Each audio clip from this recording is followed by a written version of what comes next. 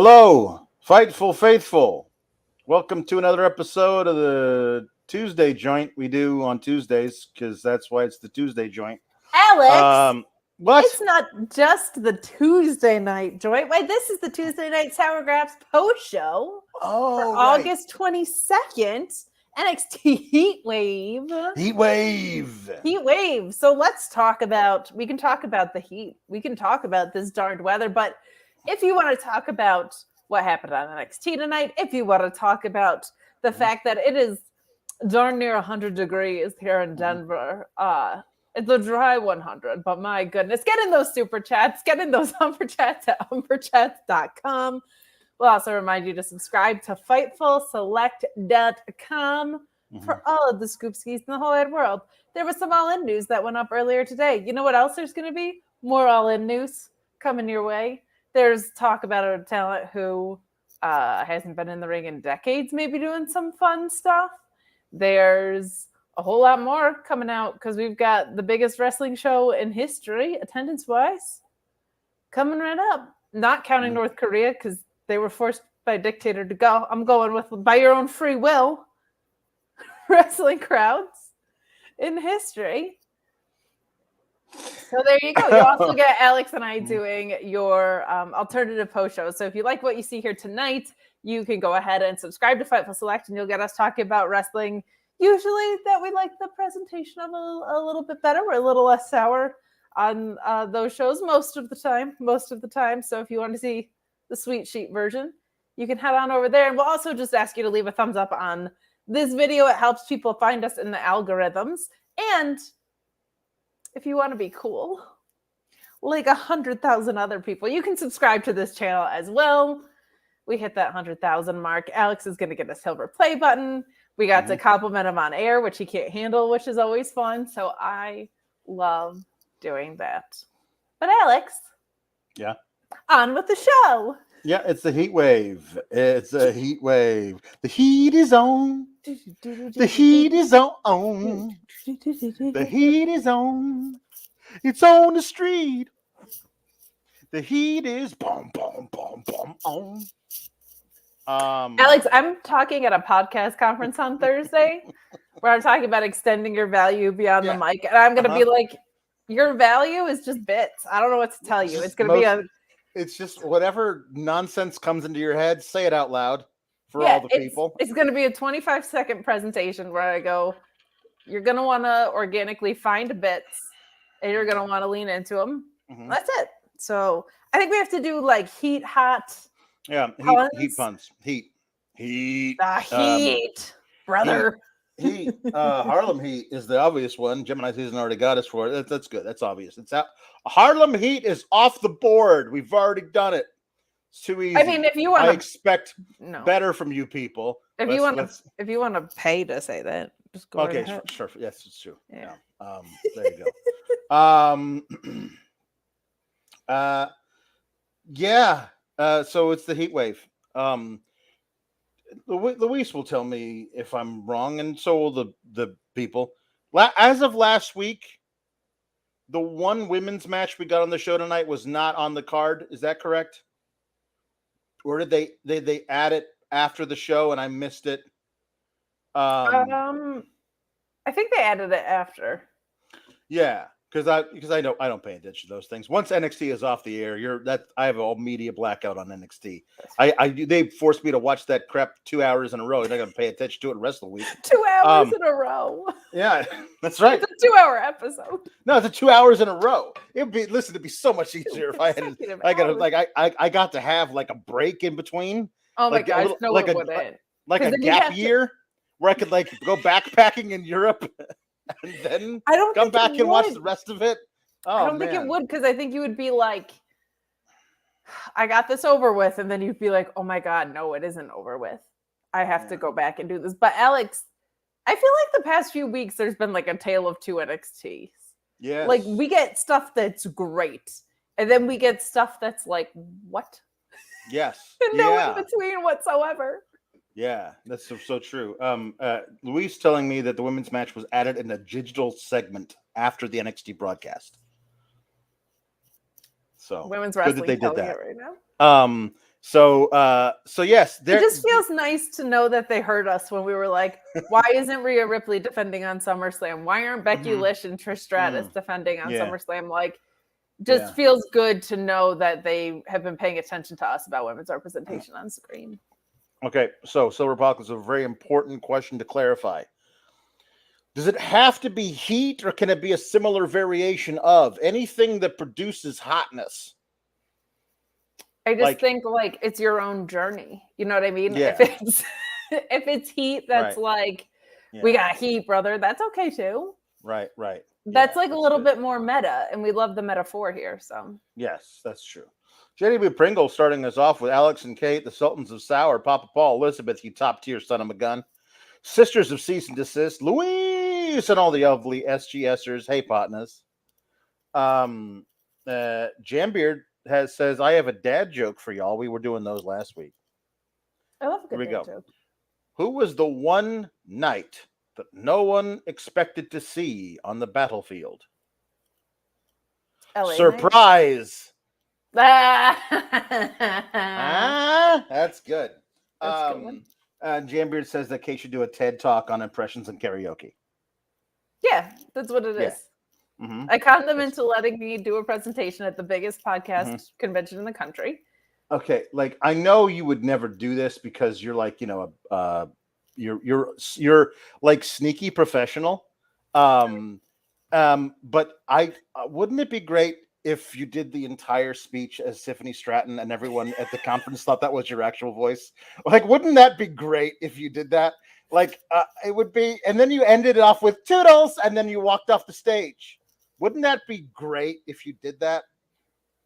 Yeah, I'm gonna do it. So this is what I am sincerely intrigued to find out. Like, is it? I want to know how many people are going to be wrestling fans and how many people are going to be normal, because that's going to determine a lot about how this goes. I think. Yeah, it's true. It's true. All right. T Electric Mayhem says finally signed up and followed y'all in Twitter. Hopped aboard the Hindenburg anyway. You can do that. That's you nice. You can make lists. Thank you. And if you add just one account to that list, then you don't have to see everybody else's nonsense. That's true. You can do that too. Those are fun. All right. So sometimes I believe with the heat wave we got last year, there was one of these where it's like everybody's hanging out by the pool. Well, hold on. We didn't get a heat wave last year. We got a spring break-in. Well, it was a spring break again, but I guess they were doing that last. But there was a heat wave last year. Was there one of them? There was a heat wave last year. They might have. You know what? They probably just do the sitting by the pool thing every time. But this one no, because we got the cookout, right? Didn't we get a cookout? There was a cookout. I liked this one a lot because it was Tony D who starts on the phone like, hey, Stex, why you bothering me? You know, I got all kinds of heat on me. Hey, yeah, boss, I know it's a heat wave. Of course, we all have the heat on us of the wave variety. Like it was the most obvious, ridiculous product placement type language. But like, you're gonna want to see this. And so he runs and jumps into the pool. And that's why we realized that somehow they called each other from 5 feet away from each other. And then Stax does a cannonball or something and gets water all over Tony D. He says, get him! And all these giant men stand up, and I'm like, where have all these men been? If you have ranks of giant men who you can command to do cannonballs, well, this was like a can you command them to beat up the Gallus boys? You know? Yeah. Well, we've been asking for. I think this was actually really good because we've been asking like, where are Tony D's underlings? Mm-hmm. And they've all just been hanging out by the pool. Yeah. Which makes me think: one, did they run into Mandy Rose? I have questions. Two, this also felt like a, like there was a bunch of gaggle of gals as well. Mm-hmm. So it just felt like a 7th grade dance at this pool party. That's true. Well, not just a gaggle of gals. Big Ange, Big Ange. who needs to be a new character. I love Big Ange. I love the I concept knew you of were Big gonna be Ange. so in on Big Ange. I love the concept of Big Ange. I think it's he's Big Ange from round the way. We all know Big Ange, and everybody wants, to be the guy who can land Big Ange, but nobody can because she's got really high standards. Yeah. I like, and also if you hit on her in the wrong way, she'll break your arm. Like, just because she's Big Ange, and just that she's got this wonderful, like almost like a B. Arthur baritone. It's great. And I'm all about Big Ange. I want her to be a new character because it's just funny that Tony's like, hey, Big Ange, you're here. Like, that was my thing. I was like, she's been here all along. It felt like, and he's like, yeah, we thought we'd come and crash the party. And he's like, oh, of course, come on in. And it was great. I thought it was good. And I want to see more of Big Ange, like more characters, even if they're not ready to like wrestle full time. Just have them be named characters that we see, and then when they start to wrestle, then we're like be connected to them in some way, as opposed to I don't know who that guy is or that girl is. Yeah, fun. I mean, they're the tag team champs, so they're gonna break up anytime in the near future. Very soon. Yeah. But like my preference would be that if you have a mob boss character, that there is and I know this is a crazy thought, a mob with them. But this was fun. This was a lot better than the ones that they normally give us, so I'll take it. Because normally they're like, somebody threw up a hot dog or whatever, like not great. This was more fun and playful than that, and also shorter. Like this was just like, here's the intro, we're in and out, and they quarreled over he is him. They were like talking. That's my only thing with all of these, and I know it's wrestling, so I just need to accept it. But like who do you think's gonna win? I don't know. Who do you think's gonna win? It's always one of them. What are you, crazy? It's not gonna be Wrestler X. It's gonna be Wrestler Y. Hey, I think Wrestler Y's got a chance. Basically, what it is. Apparently, Luis, who's awesome at his job. He's the GOAT. He's the GOAT. He's reminding us that last year's Heatwave intro was a video package narrated by Paul E. Dangerously because ECW reference. And so I was wrong, but all because it's Florida, literally any of these could be poolside. So excuse me for remembering it wrong. Well, and because I think they did do that for Great American Bash or whatever their 4th of July one was. So these all kind of run together. Yeah. Though it does seem like they've taken like the Impact model and they're like, we're just going to do some specials in between pay-per-views to move things along, which is good and bad. Like it's good when you build to it because it'll sustain you, but it's bad when it's like, hey, we decided last week we're doing this. Yeah. Luis wants a winter is coming video by the pool just because it's Florida. Our first match of the night was the best match of the night. So everyone who says that I am biased because people that I don't like at first can improve all they want, and I'll never acknowledge the improvement, i.e., somehow people think Dominik has improved. The proof that is a lie is that I wanted Trick Williams off my TV screen for like the first month he was ever around. And as soon as he started wrestling, I was like, this guy doesn't have it. And I don't think he's ever going to have it. God bless him for trying. He's good now. He's really good. He's really good now, and he's only going to get better. So big ups to Trick Williams for giving me ammunition to prove all the haters wrong. Also for working really hard and getting better and better and better and better. I formally apologize to Trick Williams. I was not familiar with his game, says Luis. I would like to stare into the camera. Yeah. This is the Notes app personified. Okay. Yeah. Yes. I never thought I was going to have to do one of these, Alex, but here we are. Yeah. I too, much like Luis, And I'm just going to copy his wording because most of these apologies are also very scripted by someone else in instances. Yes. I formally apologize to Trick Williams as I was not familiar with his game. Right. I should have known better. And I think his relationship with Carmelo has further introduced us to that game. And now he's great. And to your point, I always have this like bug up my butt when people are like, oh, they're so gifted. I'm like, that ain't a gift. There's nothing about wrestling that is a gift. There's nothing like, oh, this is inherently extremely natural to me. It's just hard work. There are people who are athletically inclined, I think. Yeah. Is great. Yes.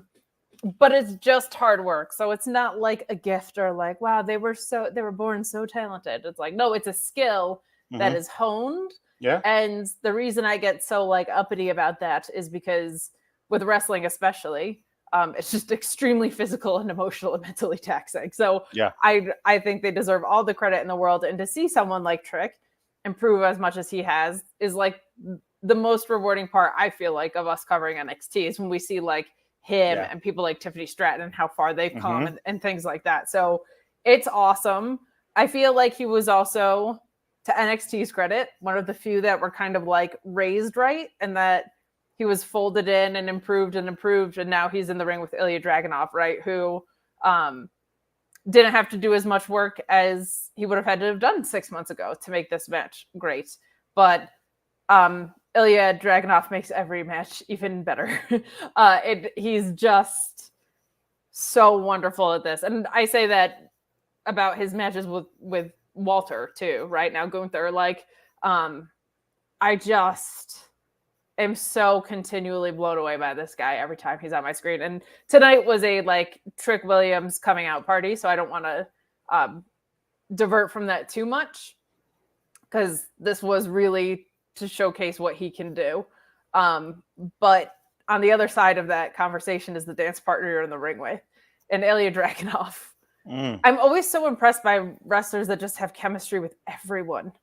And he's one of those, like what he did with Dijak, what he did with Carmelo, what he did with Trick, like banger after banger after banger, like very much in the Sheamus vein on that. So just really such an inspired body of work with Ilja Dragunov. But this was great. And I feel like it just seemed like Trick felt really comfortable too. Like he was laying stuff in really hard and everything looked really clean and really crisp. So very, very, very cool to see. Very like rewarding aspect of what we do is when we see people break out in this way. So very encouraging. And also, I am all for amicable separations.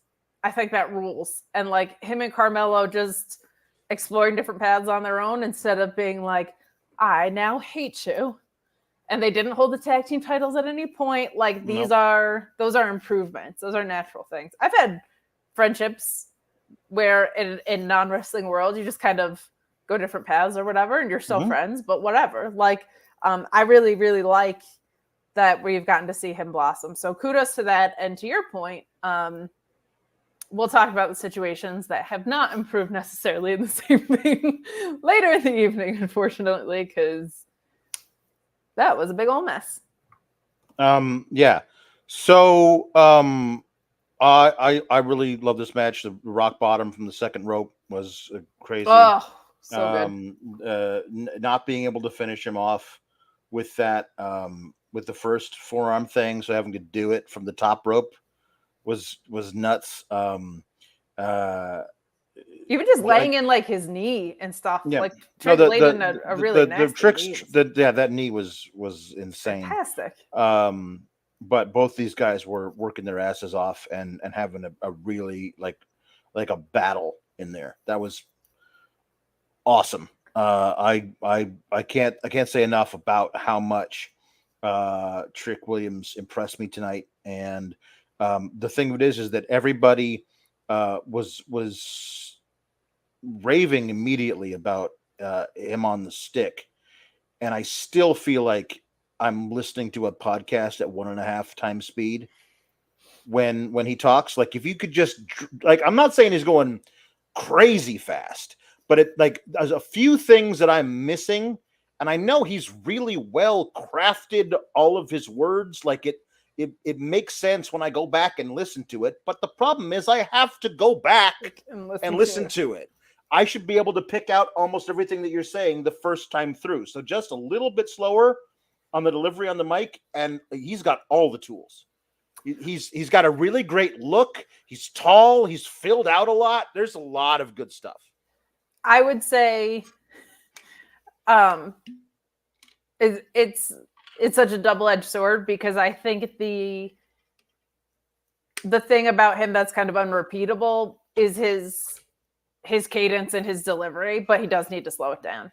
It feels like I'm listening to like Aaron Sorkin writing. Like it's just going very, very, very fast. Mm-hmm. So if he can figure out how to keep like the rhythmic part of it down, because I think that is really special to him, but slow it down so that we could just catch on to it like a little bit clearer and a little bit crisper, I think he's going to be in really good shape. But he looked great. His conditioning as well has come a long way, both from like a ring aspect and a physical aspect. Like he looks really, really great in there. And there's just something so special about how, I don't know how Ilja Dragunov is so dramatic but so believable at the same time. Yeah, he is a dramatic fella, but not in a way that makes him feel like he's operating in a different universe or something. Like there's just something really special about his facial expressions during this, and he did a really good job telling the story of, this is this guy's breakout moment. I'm a violent veteran. I should be able to put this guy away. And then the increasing frustration, but not like oh man, I can't put this guy away thing, where he's just like, what else do I have to do to put this guy away? You could like see the tension building inside of him. So just really, really, really, really well done. Really well done. Yeah. He also, he confronts Wesley, who's like, you're going to be, if you want the title, you got to face me after tonight. And Dragunov was like, we shall see. So yeah, this is going to be good. It's going to be great. Dragunov is a guy who you could literally pair him with, and he'll make magic with him, except for Dominik. And you could put him anywhere on the roster versus anybody, and he'll do that. And I honestly, I don't know that they know what to do with him on the main roster, and that's why he's still in NXT. Because unless they just want to run him versus Gunther again, which they might, which was great the first 2 times, yeah, you could do that again, but I feel like their thought is, well, we have that guy, and we could, like, it doesn't, for them, do they think it makes sense to like run, like vicious European guy versus vicious European guy, and like, is that a thing that they think is going to play to the masses? And they may not. So then the answer is, what do we do with you? Well, other than that, so a couple of things with that. I feel like if you book that, Dragunov has to win. Right. Like, I think the story of Gunther and Dragunov's career has to be, I've had this guy every time. It's every time something really important was on the line. This dude who is shorter than me, who is not as strong as me, keeps coming up and ruining my life. I also feel like the problem with WWE booking, which we come back to over and over again, is they don't know how to build an undersized babyface without making them, it sounds harsh, but it's the way that they're positioned, not the wrestler. So I just want to make that very clear. They don't know how to do it without making the smaller guy look kind of pathetic. Right. And Ilja Dragunov is kind of at the level that he's not believable as a pathetic guy. No. like you can't do that. He's far too vicious. And he's also not like a babyface. And they don't know how to do anything with smaller dudes other than that, or they turn you into Chad Gable's shoosh guy, right? So, and now look what they've had to do with Chad Gable. Like, They just take these people and try to bury them until people are like, no, they're undeniably great. You have to do something. So, so we'll see. We'll see what happens, but it's a tough one. They're teasing kicking Giovanni Vinci out of Imperium, and the one thing that I pitched before was that the rift becomes such that he breaks off, but another guy comes and picks him up, and it's like these those guys don't actually appreciate you. I appreciate you. And then you could have that friggin' like tag feud thing. Could be a lot of fun between like two factions of similar nature, but I don't think they're ever going to do that. Anyway, Luis saying that they might do. He says that Dragunov and Okada are great at making the. Can this guy just please stop friggin' moving face after a kick out? God, like, they really are. Sure. This version of Okada more than any other, actually, too. Yeah. But yeah, says, it's great. Dragunov versus either Gable, Balor, Drew, Sheamus, Lashley, Nakamura, Rollins. All of those matches would be great, and I think they know that. They just struggle at how to tell stories because they suck at it. So I don't know, like, if they can't fit Dragunov into one of at most 7 stories that they do, then he just sits there and they don't know what to do with him. That's the problem. All the matches would be awesome. I just don't know what exactly what you do with him. He could be like. This is why the cruiserweight division was so good. Like there's so many guys that are just being spoiled on the main roster. Tyler Bate is doing Tai Chi, and Nathan Frazier's like, hey, that very large guy got in your business for no reason last week. And Tyler Bate's like, yep, that's why I'm meditating. I need a second for my match with Noam Dar later. Would you do it? And he says, and I promise after I retain, you'll get the first shot at the title. Tyler Bate's like, sure, I'm sure. It's not like this very large man who chokeslammed me last week is going to inexplicably attack me this week for no reason. No, of course not. So, I'll go ahead and come out there with you later. Okay, Alex, can you also summarize what happened, but this time with what's going on in Booker T's head? You have to do an impression of him. I don't want it to get weird, but I need you to tell me what Booker T is thinking. I think he thinks Mustafa Ali and Ricochet are fighting over a bowling trophy. And there's one's an actual bowler and one is a bowling trophy. Yeah. And Tyler Bate is fishing, and that's why his last name is what it is. That's good. What is he? We can talk about it later. We'll talk about it when. Holy hell, man! Yeah. Come on. Basically, just if you, I just was trying to just like isolate what he was saying during matches, and it's just a low rumble that continues through the entire thing. Like he never ever stops.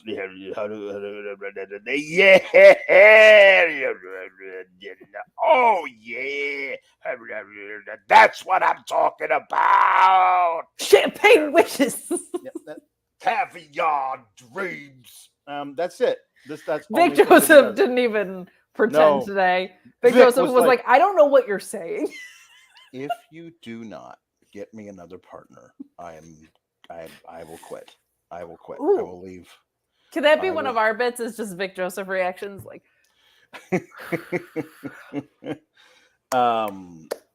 Yeah. Anyway, so Ali walks into Dominik and Rhea's locker room, and say, "Hey, break a leg." I know, literally, I want you to break your leg because then you will leave. And then we can have a new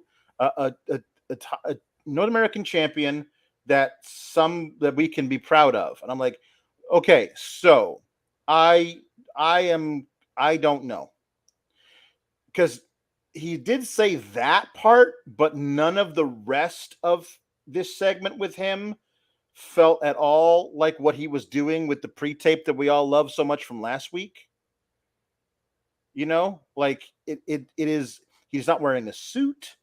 He's just like none of it felt similar like what we to saw me. last week. Yeah, And it made me wonder if somebody went, yeah, we're gonna have to pull back on that one. And I really hope that's not the case, but it did make me feel like that. And then he did some like just a long walk to get to a premature ejaculation joke. Just like she's like, you got 10 seconds to get out of here before we kick your butt. 10 seconds. Well, sounds like you guys are familiar with that, huh? Bye. Like, no, that's not the Mustafa Ali who cut the amazing promo last week. He's just not that guy. It's very odd. it's not, but he was doing us a favor, Alex. Do you know why? What? Because if somebody can only last 10 seconds, they may need help from one of our sponsors. It's true. And I just appreciate that he was like, you know what? Kate and Alex really need a segue. It's true. Good looking out. Here it is. Thanks, Mustafa. Is your sex life stuck in developmental? Well, get ready for a call up with BlueChew.com and the code FIGHTFUL. Same active ingredients as Viagra and Cialis, but how about this? No awkward in-person visits, no trips to the pharmacy. It's shipped straight to your door in a discreet package. But let me tell you, your package is not going to be discreet when you use Blue Chew, and the code FIGHTFUL helps to give you that confidence, that performance to take you straight to the main event, if you know what I'm saying. When approved online by one of our physicians, it just arrives straight to your door. You're not going to have people nosing around with what you're doing. And right now, you get your first shipment free when you use the code FIGHTFUL. Go straight to the top. You know what I mean. Memorable performance, high spot, whatever other innuendos you can think of. BlueChew.com and the code FIGHTFUL. Jambeard says to me, this is what is in Booker's head. 2 + 2 = blue, and that's hair. Looks like bacon while tasting like Shazbot. Caviar ducks and champagne shucks. Sounds spot on, to be honest. Yeah, it's true. It's true. Hey, because I did not know that they had made this match during a digital segment after the show last week, when it started, I DM'd you, why is this match happening? Oh, no. Because the first time we saw this match, it was not good.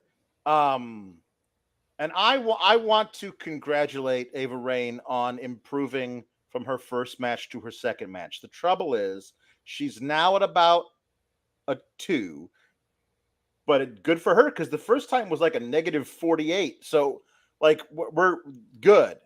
She does not sell. She does not take any offense. She's just throwing Ivy Nile into the ring, the corners, and hitting some lariats, a couple of body slams, and then whoopsie daisy, got myself caught in the dragon sleeper. Better tap out immediately. 2 minutes. It was she's better now, and she's continuing to improve. But this was not a match per se. This was we got to make you look intimidating, and then get to the finish where you lose immediately. Yes. Definitely better than the first time around.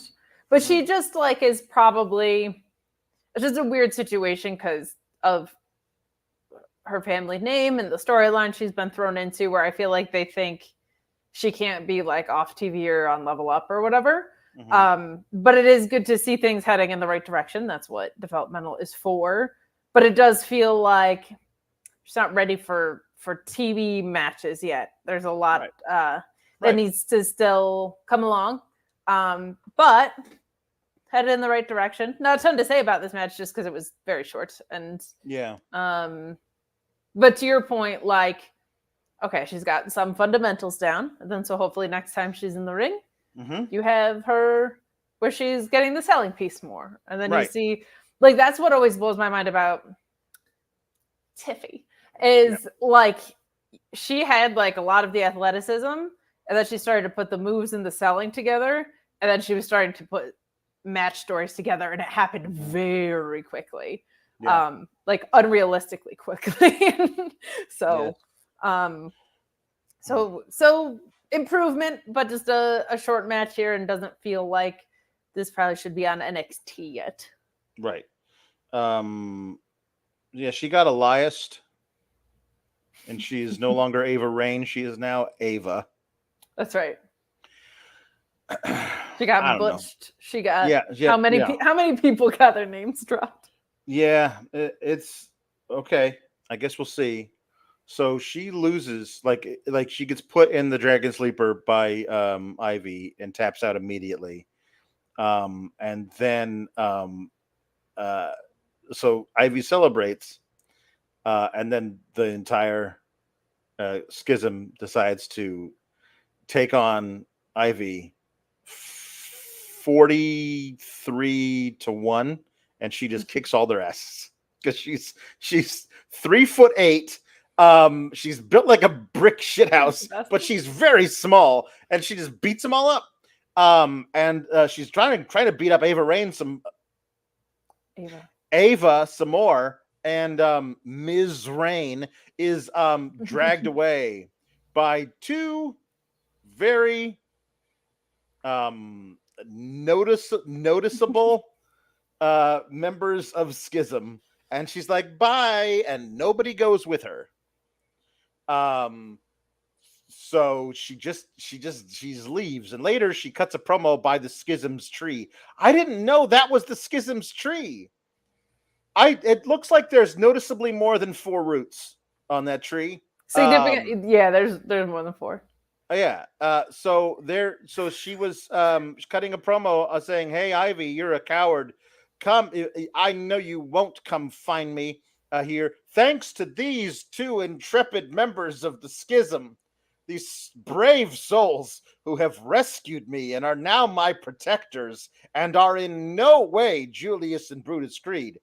I feel very safe to call you out. You know where I am. Come and find me if you got the guts, Ivy Nile." And then Ivy Nile does have the guts, and Ava's like, "Get 'em, boys." I mean, like, get 'em, sick 'em. What's the code word? And they don't, because they're the Creeds. What? Yep. And then Ivy Nile. I thought they were on vacation in front of a green screen, going to various destinations around the world. After losing, a loser leaves NXT match, but then just deciding to stay in NXT. And also, who would ever have known that it could have been them?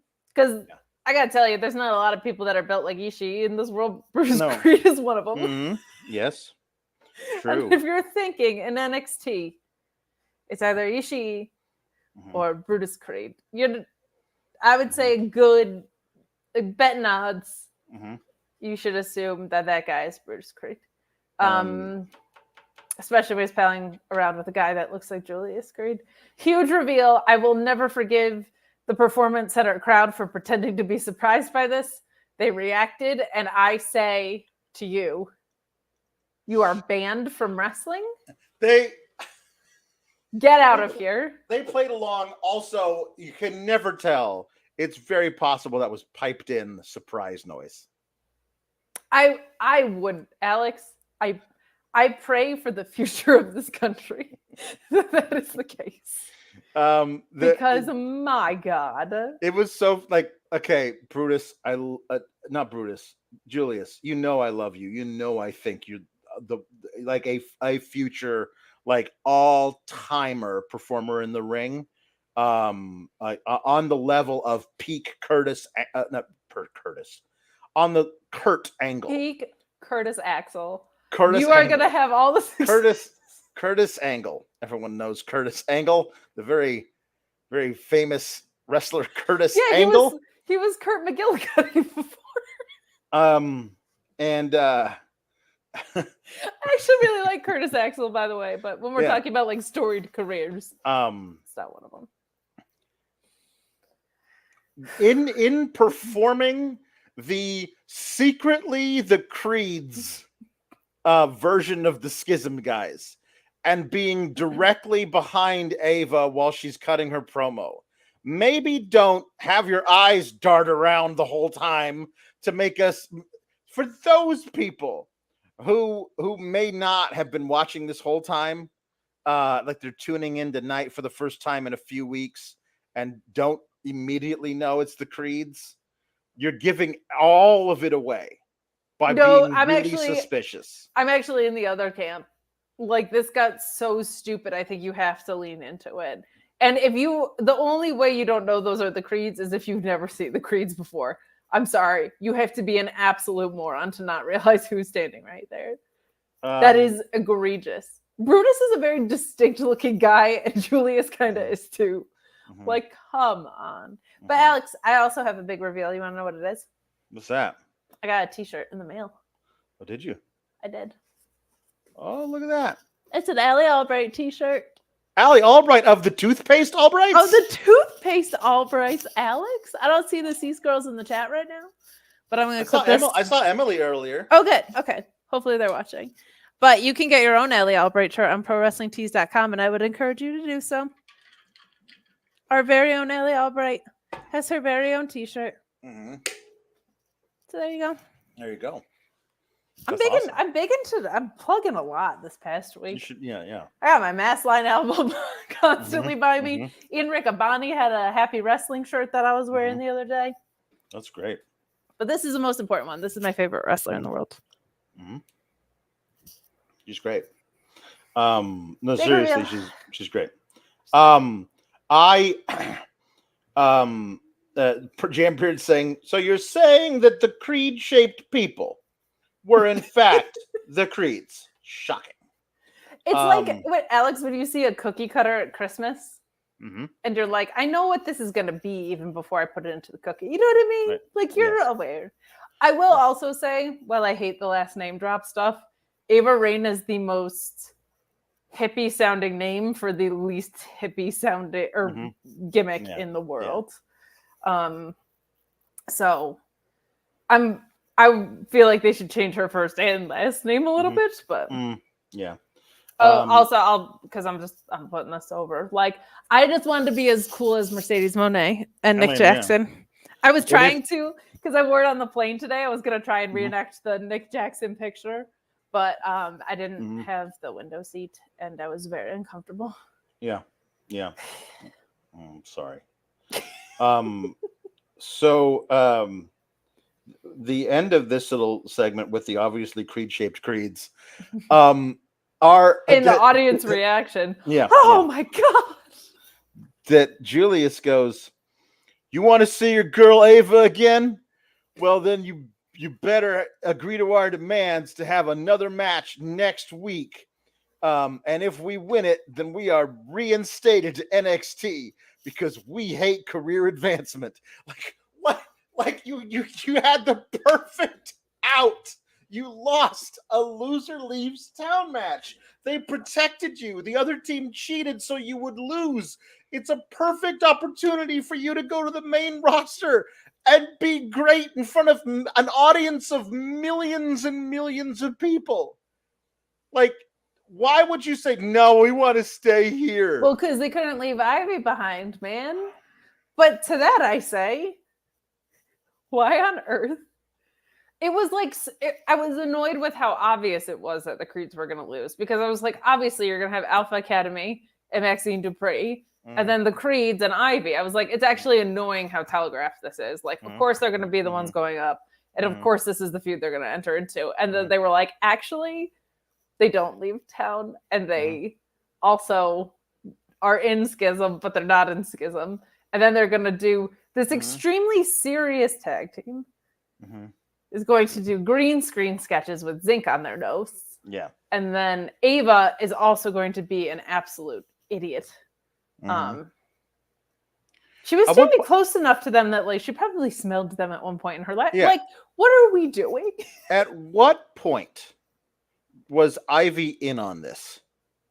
Because That's she an was important part. she was She's very- the she was- dumbest woman alive, if not. she was already. very sad for a while about this, and it did not feel like she was acting like she was acting sad, but rather that she was just acting sad.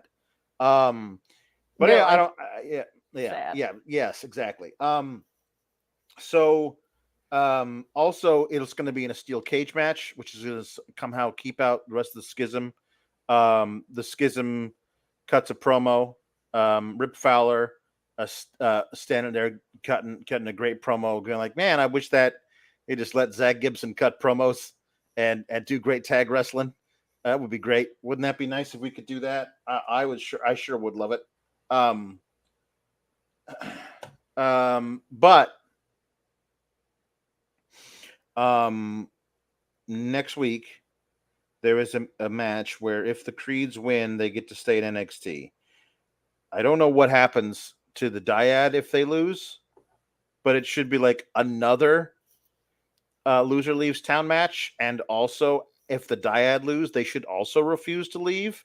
And then we should just do that forever, because it seems as obvious as it seems as wrong as what we've been doing also. But here's the other thing. So somebody was in the chat saying, what if the Creeds just lose again? Like, that's what Luis says. What if the Creeds just lose again? Will they this time honor the stipulation or not? Well, stipulations don't mean anything in NXT. don't. We know this, but I like the idea that it's GYV, because it's like loser leaves town specifically after Wembley, so that you can't go there and perform for your home crowd. Yes, of course. They should just like extend the title. But the in their promo, the Schism says, if you release our Ava, we'll agree to your demands. So that's how people are going to be like, how'd she escape? She didn't escape. They released her so they could actually agree to the demands. That's why they're doing it. Which, sadly, somehow is better creative than when Rick Steiner was kidnapped. That is so true. They actually addressed it. So good for them for doing the bare minimum. This is your 30 pieces of flair or whatever. It's the bare minimum. Jambeard saying we need a Kurt Angle versus Curtis Angle match. Remember for a while where he was not eliminated in the Royal Rumble, and so he wanted to do Axelmania, and then he just started dressing up as Hulk Hogan and impersonating Hulk Hogan. I really liked Curtis Axel. Why didn't we ever get Kurt Angle as an impersonation of Kurt Axel? And he would like shave his head and wear like nothing but like patriotic hot pants. You know, it would be great. Yeah. And now Rey Mysterio is the one who was never eliminated from the Royal Rumble. That's true. So were you a B Team fan? I don't know if that was too dumb for you or not, or the right amount of dumb, because I was in on it. No, Bo sold it. He was great, right? Bo really sold it. Curtis Axel was good too. Yeah, but he sold it. It made it work. So Noam Dar is the best. He is the best. He is the best. At everything. He's the best. Yes. Nathan Frazer lost the Real Heritage Cup Championship to Noam Dar because he lost the first fall during the commercial break. Don't even get me started. When Dabba-Kato came down and chokeslammed Tyler Bate, his second, onto the apron during the commercial break. And then Nathan Frazer was so distracted by this during the commercial break that he was rolled up and pinned for the first fall of the match during the commercial break. I am angry about that.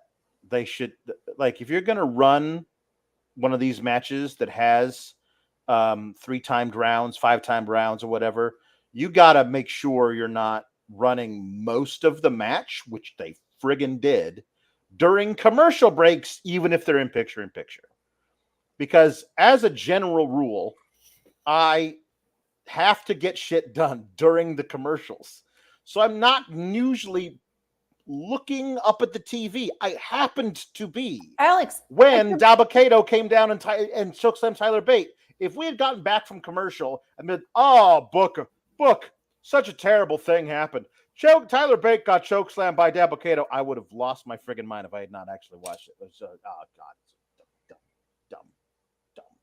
I am going to make you do the Booker T version of this, but I hate to break Jim Ross's heart because every time he's on commentary, he's discovered picture-in-picture technology, which we've had since like the early 90s for the first time. Like when JR throws a picture-in-picture, he can't believe we get to throw to picture-in-picture. I hate picture-in-picture because of this. Either your in-ring performers are just loitering, which is the best thing you can do in this situation, Mm-hmm. or you're missing something really important, which is the same as just being at a full commercial. Nobody is watching a picture-in-picture. I don't know anybody who's like, yes, I keep my full attention on the tiny little box. If you split screened it, maybe you've got a shot, but advertisers probably don't really like that. But I hate picture-in-picture because it's like my attention is either watching someone do nothing or do stuff that should be in full picture. I don't like it. Yeah. I also don't like a lot of interference in my Heritage Cup stuff. It wasn't a ton, but it was Dabba-Kato, so negative 10 points there. And the Heritage Cup feels very honorable. And they've gotten away with some of the shenanigan-y stuff with me, which is the only opinion that matters. Because the metaphor are great. Like, they've pulled it off pretty well because I feel like the faction is working really, really well. And I feel like Ora Mensa is really good. And the gals have been just fantastic in it. So I really, really had a lot of forgiveness. But the Heritage Cup should feel like Pure Rules and JPW TV title stuff. Like it should feel like clean finishes, no one outside interference, really. Like this should be like this is where workers come to work kind of thing, which I liked the prestige around it. So I would prefer it be that way. Mm-hmm. Not egregious. No. I just don't care about Dabba-Kato. And the fact that the first pinfall happened in picture-in-picture in a match structured with rounds that are timed, and meaning you know when the pinfall's coming. Right. Don't line it up with your picture-in-picture. Yeah. Silliness. Also, did you see that Drake stole Noam Dar's haircut? I did. Yeah. Drake's going out there with like the little little this. Yeah, I saw. And I saw that Noam Dar retweeted your joke about it. So he did. I'm just saying he's a trendsetter on top of being a great wrestler. That's all. I'm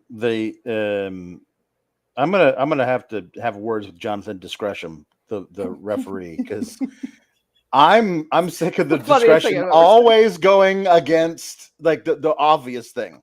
The ref uses his discretion. If it is really like interference costs of like, then he just obviously the very blatantly late elbow and the referee using his Jonathan Discretion, and Booker T being like that was at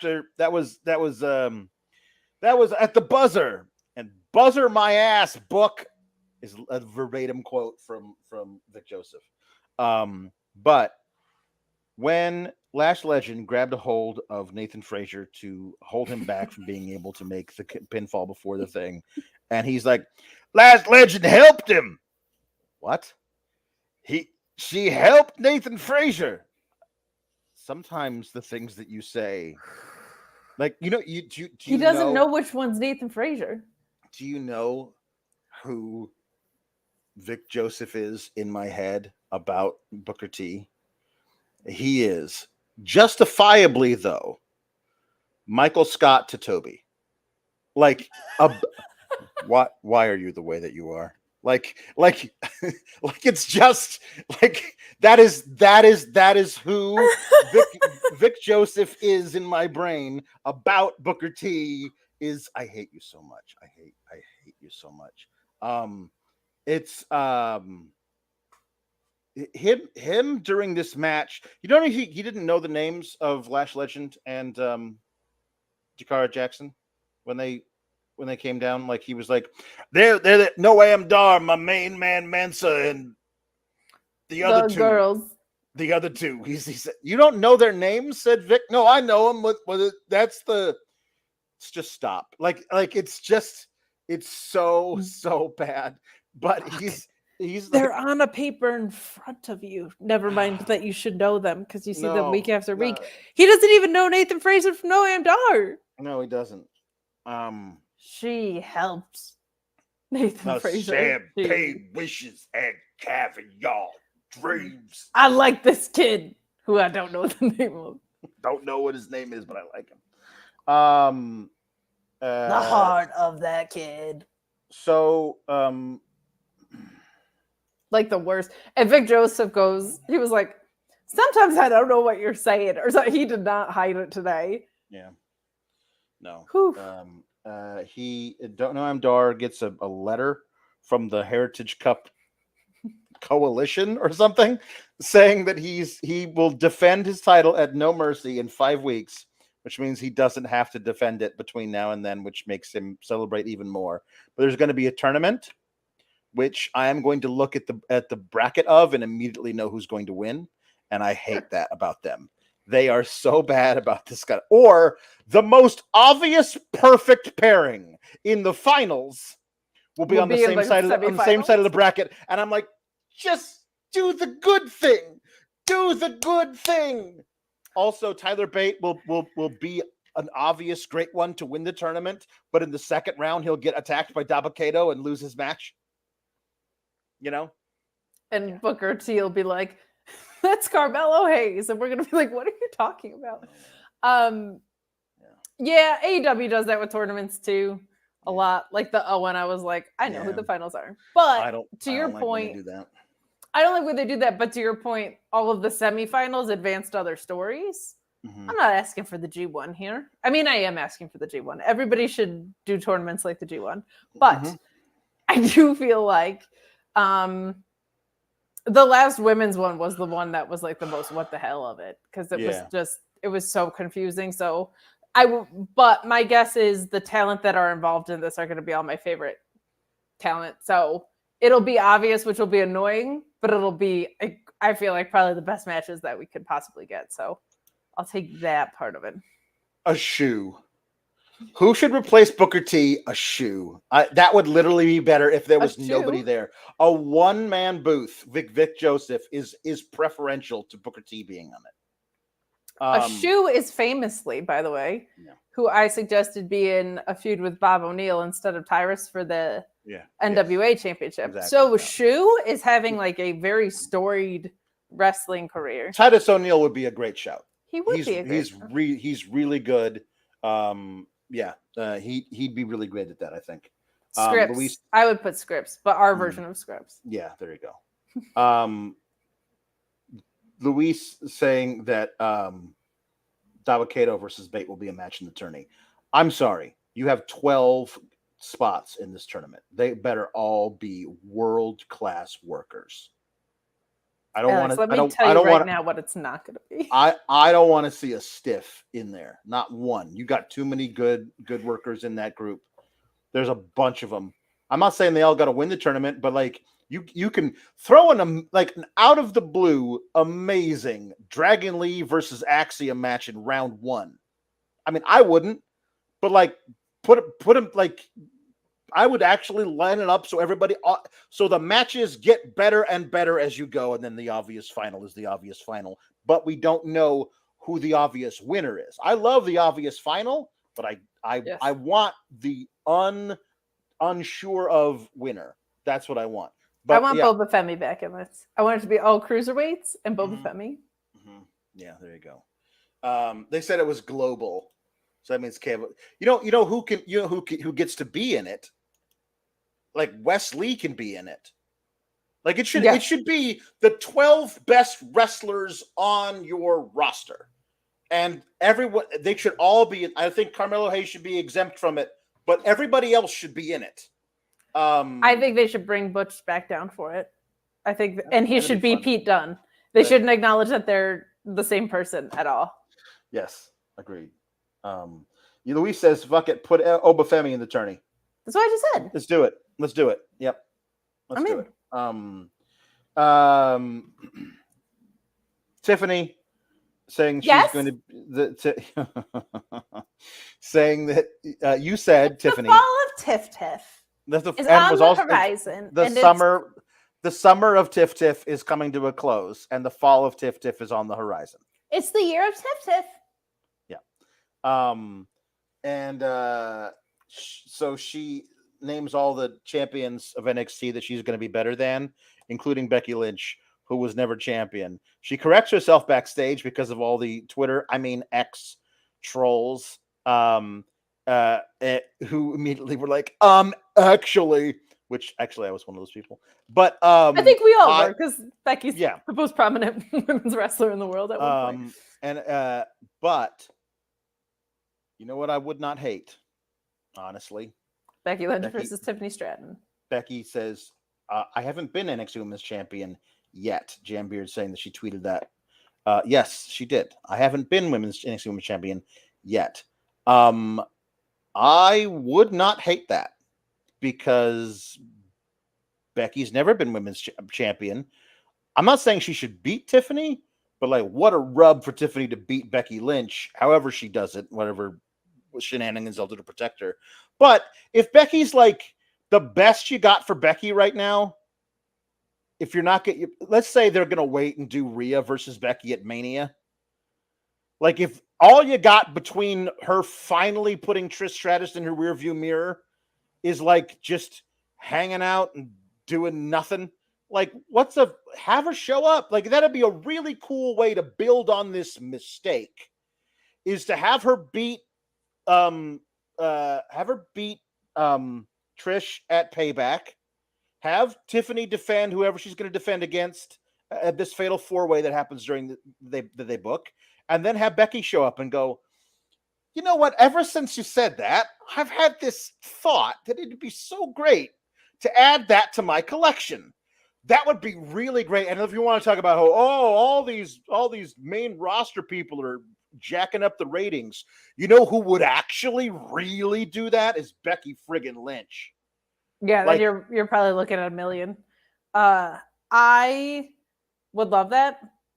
If I were Tiffany Stratton, I would then keep making as many mistakes as I could. Like, oh, did I say Charlotte Flair? My bad. Just call them all out. As Tiffany Stratton, look, sometimes I'm not perfect, okay? But it is the summer of Tiffy, and I won at all of the pay-per-views ever, and I'm really great. And who is going to come out and challenge me? Oh, everyone? Because that's what always happens. Toodles. Gigi Dolan comes out to challenge her, and I was like, didn't she like get her ass handed to her in her second match with Kiana James? And then Kiana James is like, didn't you get your ass? Didn't I hand your ass to you? Like this, like on the silver platter. Yes, like there you go. You know what? Yeah, I was like, Gigi, that was not all bright of you. That was a little not so bright of you. But Gigi's like, she's got something special to her, because she does. Like, her delivery and the way that she came out, like, she's special. She's like, it just feels very authentic and very specific to her all the time. I like it. I will never stop wanting this because I think it's good. I think an actual, real, honest to God, serious women's tag division is a good thing for the women and for WWE.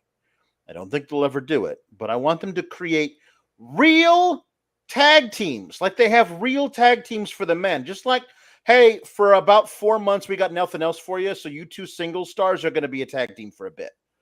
I want them to be real tag teams. And I think they were trying to do that with Chelsea and Sonya. Sonya got hurt. I love what they're doing with Piper and Chelsea, but that again it's a special circumstance. I think that Katana and Caden are really great together. I like them a lot.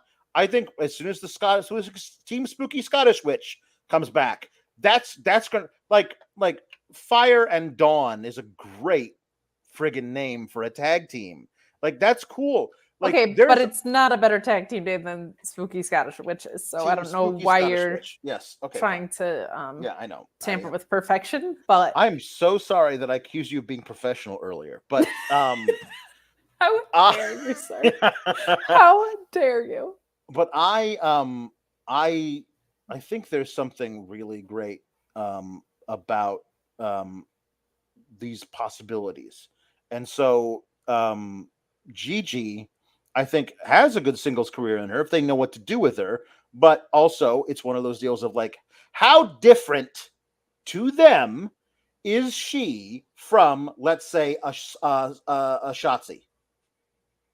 Like, do they fit in the same sphere? And you can only have one prominent version of a gimmick to them, unless you have two versions of that gimmick and you team them together. And I do think that once Shotzi gets over being absolutely crazy and trying to murder Bayley with a pair of shears, that Shotzi and Gigi Dolan could be really, really great together. You could totally see Gigi riding shotgun on that tank with a matching helmet and everything. Like, that would be real. I try and find places to put people that I think they could actually really blossom and be great. And I think those two together would be magic. I've actually got one better for you, Alex. What's that? What if? Okay, so I'm also very interested in a singles feud between hot, popular high school girl Tiffany Stratton and weirdo goth artist girl. Me too. Gigi.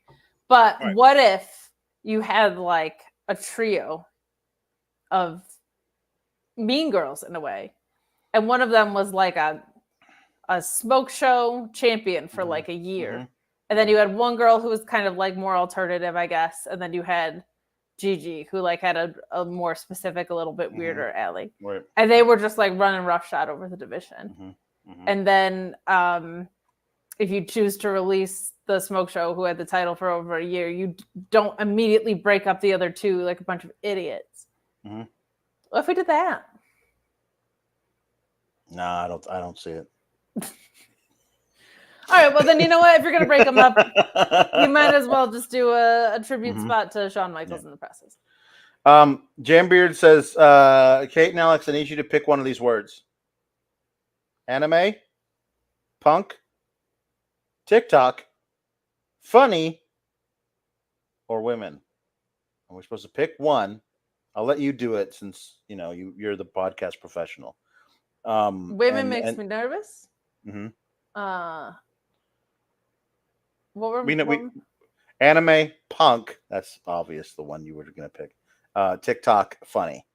TikTok, I'm also just eliminating for Karrion Kross vibes. It's out of here. Anime, I know really nothing about. So by process of elimination and by preference, I will go with punk. Okay, there we go. Don't put the word pop in front of it, though. If you put the word pop in front of it, you're gonna get a pretentious rant from me that I've already gone on. Put the word pop in front of Alexander, it. Really you've already accused me of being professional. We don't have to make things worse over here. Right. Talk about a completely inauthentic genre again. The interrupting promo parade goes as follows. Gigi, who and then Kiana, who beat Gigi, Blair, who made Dana Brooke into an evil version of herself, and then Roxanne, who beat Blair. So they all beat each other up. Like Roxanne, like throws a vicious forearm at Tiffany for no reason. Yeah, not for no reason though. They've got history. Well, yeah, sure, but like not in the moment. Like that's a long time ago. Like her anger should be directed at Blair Davenport at this time. Yes. Anyway, so for Fatal 4-Way next week, and the winner faces Tiffany. I'm assuming at some point before 5 weeks from now at No Mercy. So, yeah. I don't think it'll be Blair Davenport because they're on the same side. Yeah. But I want to see Blair Davenport versus Tiffany Stratton real bad. Yes. No, honestly, it should be if they should find a way to make a Gigi Dolan. Gigi getting her shot on regular TV, but like having a couple of weeks to build up to it feels like what they would do with her.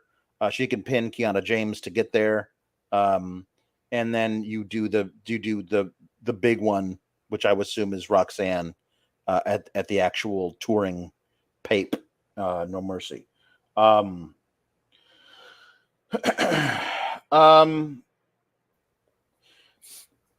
Dominik and Rhea had a match versus Dragon Lee and Valkyria. It was bad because Dominik is in it. Jambeard says, I saw a stat that says 4 tonight since Mania, Rhea's time for matches total up to 32 minutes and 6 seconds.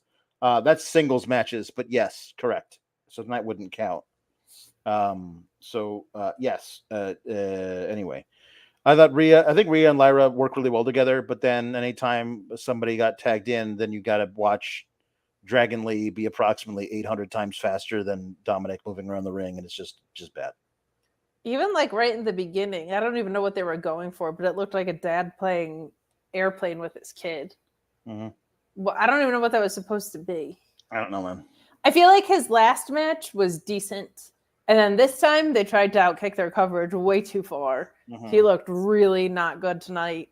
The Rhea and Lyra parts were really cool. They both really they have good chemistry, and they both really lay in against each other, which is always I like seeing women beat the shit out of each other. It's fun. Wouldn't hate an alliance of some sort there. I do hate the fact that Rhea Ripley is more challenged by an enhancement talent than Candice LeRae or anybody on the main roster. It's really, really dumb to do to all the women on the main roster. But the Dragon Lee parts were cool. The one tandem move to the outside was really fun because Dragon Lee got so much airtime. It was like, we're doing this move in sync. And he was like, I will be down 20 seconds later. It was so great. Yeah. But other than that, it's tough to see other people slowing down for Dominik, and you've put him in the ring with Wesley, who's very fast, and Dragon Lee, who's very fast. Mm-hmm. Dominik versus like Baron Corbin, I think, stands a better chance. So, yeah. Well, speaking of Baron Corbin, the match between Baron Corbin and Wagner does not happen because Baron Corbin attacks him beforehand because I don't know. And he was sparing us. Yes. It was sweet of him. That's nice of him. And then Von Wagner was going to put Baron Corbin through the table. He's going to table him. Your ass got tabled. That's me, Von Wagner, and I'm going to put your ass through a table. Table you. That's me. Like a double entendre, Alex. Yeah. And then Braun Breaker ran in and speared Von and said some things to Baron, who looked at him and smiled like, okay, cool. And Von Wagner was there, and he was like, "Ooh, my solar plexus." And then Braun was like, "Yes," and that's it. So we're gonna get a triple threat at some point. So Braun's character right now goes one of two ways: really boring, or like the best thing in the world. He's the best thing in the world right now, and I think part of it is because I have no interest in Von Wagner. So seeing him just spear the crap out of him is really fun. Yeah. Luis saying the only thing that got tabled was Von's rib cage with that spear. He's got the best one in wrestling right now, maybe ever. Peak Goldberg is the only thing that matters that matches to me is him. I think that Ricky Starks is a great one, but Braun has just so much more mass than Ricky. So like putting all that speed behind all that mass, is like a spear is not something that you would be like, wow, there's so many variations of this thing. But like Ricky Starks' spear is great, and it's so different than Braun's. Yep. Like that's just insane on one of the most like simple, straightforward moves that they can come across so differently. Yep. But those are my two favorite today. You just got Wagnered. David is a generally good guy, but you want to waste your money sending that in, David? You just got Wagnered. I like that he didn't say, please do this in a Von Wagner accent. You just knew the directive. That's his new catchphrase. So last week, Thea Hale was begging the referee to reverse the decision or to like say that it doesn't count. She said, "Please use your Jonathan discretion to overturn this decision." Actually, it was the same ref that didn't use his Jonathan discretion Tonight, to disqualify Noam Dar. So he never uses his referee's discretion. He does. Maybe he uses it too much. Actually, yes, that's actually that's a very good point. So anyway, she's like, please, I need to keep my 4.0 average. Is really what it felt like to me. Like, I can't get a B+ on this test. I can't. I'll do anything. What do you need me to do? Kill me. Yeah, I need my 4.0 average. I can't get into Stanford. Like, that's what it honestly felt like to me. But it's like, I'm sorry. The referee's decision is final, and I'm the referee, and I can't give you any. Also, it was last week. Yeah. So. Yeah. Anyway, but no, this was supposed to be taped last week. Oh, that's right. I'm sorry. I forgot. Yes. And then JC Jane walks up to her, and he's like, "Hey, you hit pretty hard out there. Anyway, girls like us, we got to stick together because we're something." And I was like us. Like, and Vic Joseph, what did she mean, like us? I'm like, oh, okay. So listen, I don't like because JC Jane's gotten screwed over. Everybody gets ripped off by someone around here, man. Right. So I don't like JCU. I've never liked JCU. I acknowledge the fact that everybody thinks that Thea Hale is this amazing little ball of energy, and we root for her. What if we turned her heel? Is like the dumbest fucking troll thing that WWE does all the time. Like, so this thing that you love, we're gonna make it so you're not allowed to root for her. What? Like, it feels like the beginning of her like rebelling again. The problem I have with this is either it's her turning heel, which would be a dumb creative choice all the way around, or it's her rebelling, which means she's going to like dye part of her hair purple and wear like spiky leather jackets. And like, it's shut up, Dad. You don't own me. Like, it's going to be that version of her rebelling because that's what they think a young girl rebelling would be. And that's going to be impossible to watch. Well, the thing here that you're forgetting is that JC Jane has black lipstick on. Okay. Mm-hmm. And if there's anything we've learned from the women of NXT, it's true. You have to go to a dark place to find yourself. You're right. No, you're so right. You're so right. So look at what it did for Potato Paxley. Look what it did for Dana Brooke. So yeah. Mm-hmm. So this is a proven trajectory to be great. You're so right. You're so right. Thank you, Alex. I'm a professional. I don't know. Yeah, you are. You're a professional podcaster. Who people have decided it's important that you speak to other professional podcasters for like a half hour. I'm just gonna talk at people and be like, so here's what you're gonna do. You're gonna talk about wrestling that you don't really like very much for like 45 minutes. And then you're going to spend an hour and 15 minutes reading people's puns, doing karaoke, and making inappropriate segues to ads. That's the formula, kid. See you next year. Mm-hmm. Yeah. Also, shill other people's stuff endlessly. Yeah. Because this episode wasn't all bright. No, it was not all bright. Feeling all bright. Just proving my point about my presentation on Thursday. It's a lot of songs. Paul Elizabeth says, greetings to Sour Alex, Road Warrior Kate, Goat Mod Luis, Da Beard, Da Sisters, Da Meat, Da Council, Alpha Bill, and the man himself, Genevieve Pringle. How about my dad with a Road Warrior pun? I don't even know if he knows who the Road Warriors are. He might have just called me that. He might have just That's done fine. it. My sister learned what it means to age in a match. Did I tell you this? Yeah. And now she's like, just everything's being aged. Yes. Yeah, she was like, I can agent your presentation on Thursday. Yeah. So Will Chisholm, who's incredibly generous, says, "I love you too.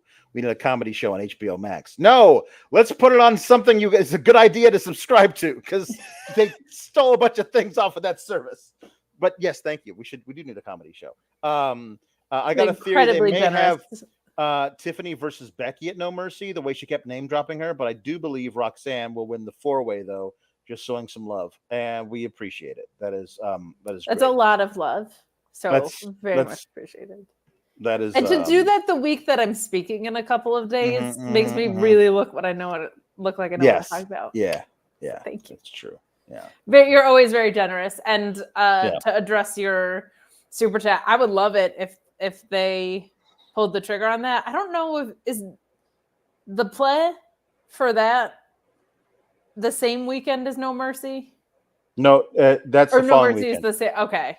No Mercy is September 30th, and Fastlane is October 7th.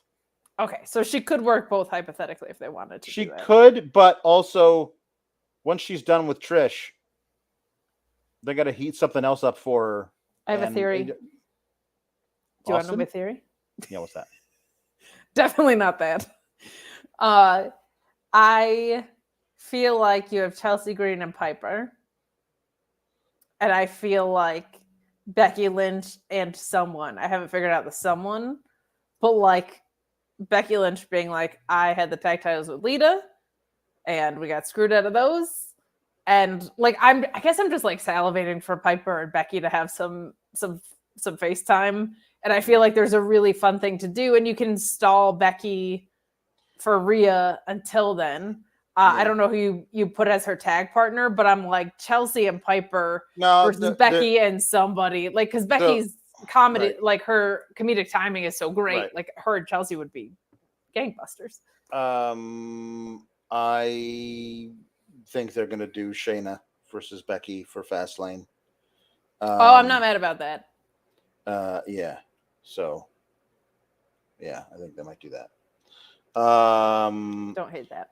T Electric Mayhem says, while you're out there, I highly recommend a trip to Red Rocks. It's a magical place musically and naturally. Oh, buddy, it is on the radar. I've been wanting to go there for years. For those who don't know, it's a music venue that's literally built into the Red Rocks. So the acoustics are literally unmatched from any other music venue.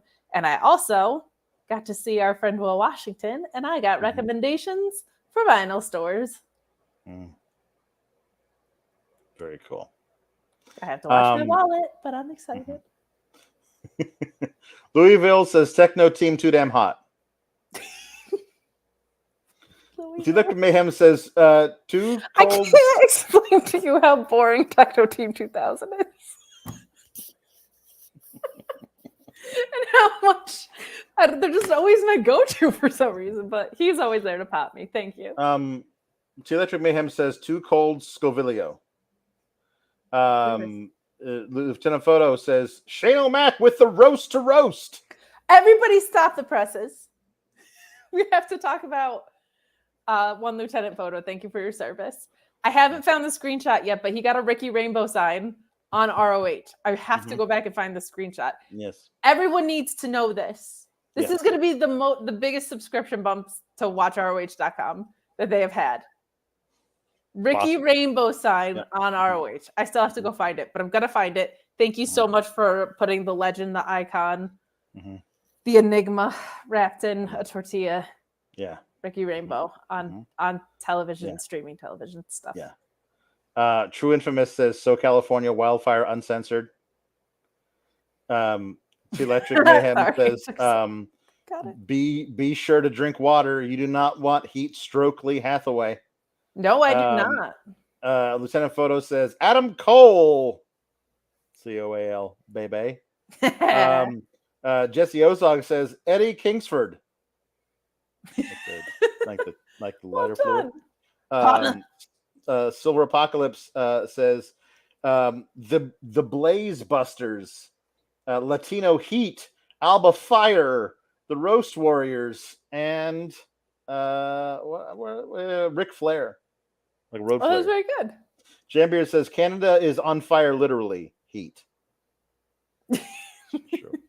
Tom Valley says, hey, Kate, Colorado.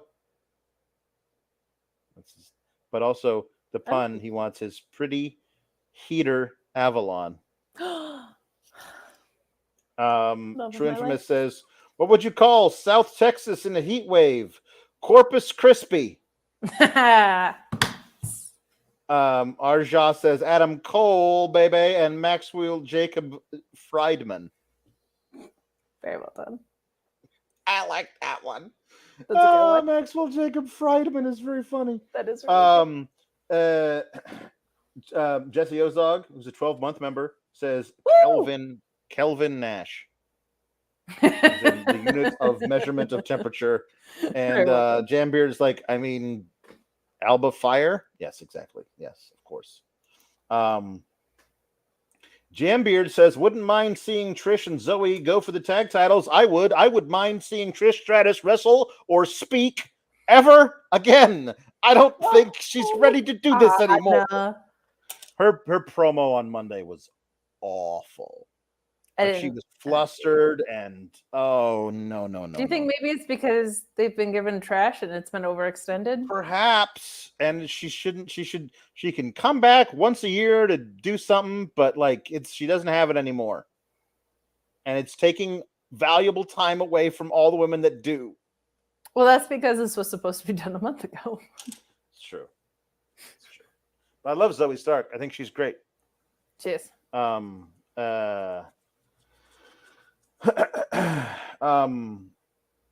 Okay. So those are those things. We got a Dijak promo. He's gonna beat up Eddie Thorpe. Also, everybody in Catchpoint picking on a deaf kid. I don't think that's good. Shouldn't show that. That seems bad, to be honest. Yeah. So those are some things that happened tonight. You know what it didn't do, Alex? Mm-hmm. I was not hooked. I was not hooked at all. But I can tell you how you can get hooked. And that's with Hooked in Voiceovers. Our friend Matthew Hooks, who's in the chat again tonight and super supportive of us, is still at it with the incredible voiceover work, okay? He's a professionally trained voice actor and radio host. You can go and learn more at hookedinvoiceovers.com. You can go to facebook.com/hookedin with Matthew Hooks and at Hooked in Voice on Twitter.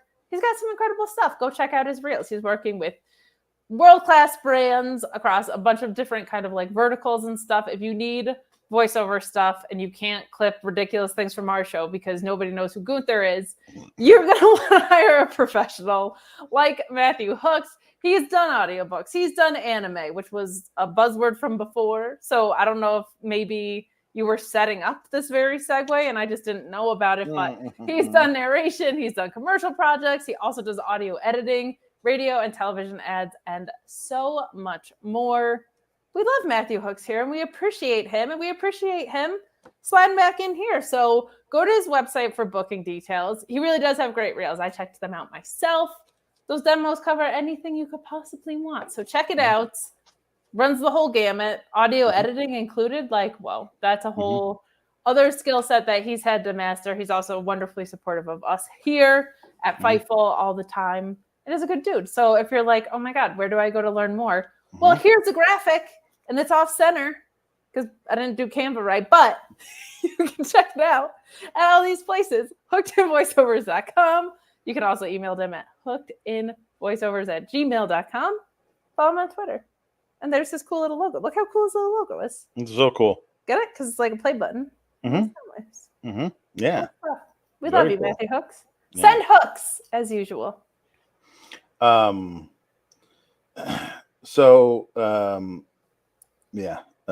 always in awe of people who actually do the ridiculous, silly stuff, but do it well enough to actually do it for a living. In a way that's professional and not just me trying to do a stupid Italian accent. You are getting a silver play button from YouTube. So well, that's true. That's true. Good on you. True. We can't all be as professional as I am. Okay, hold on.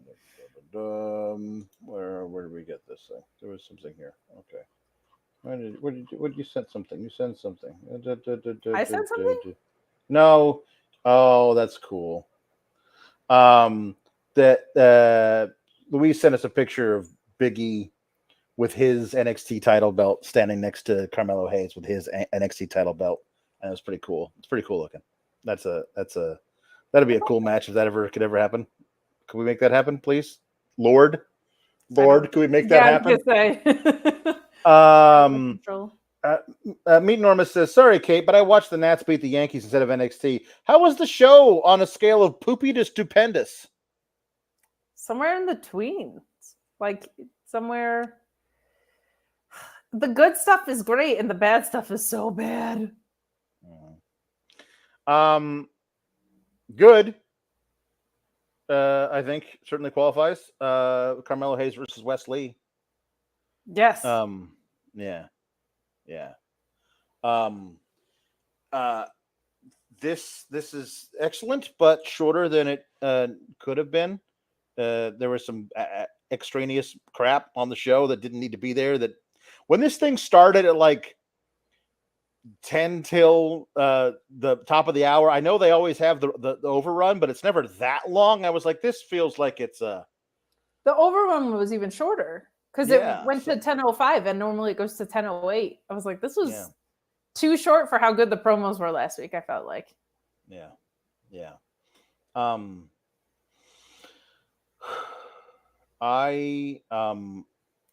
I thought this was excellent.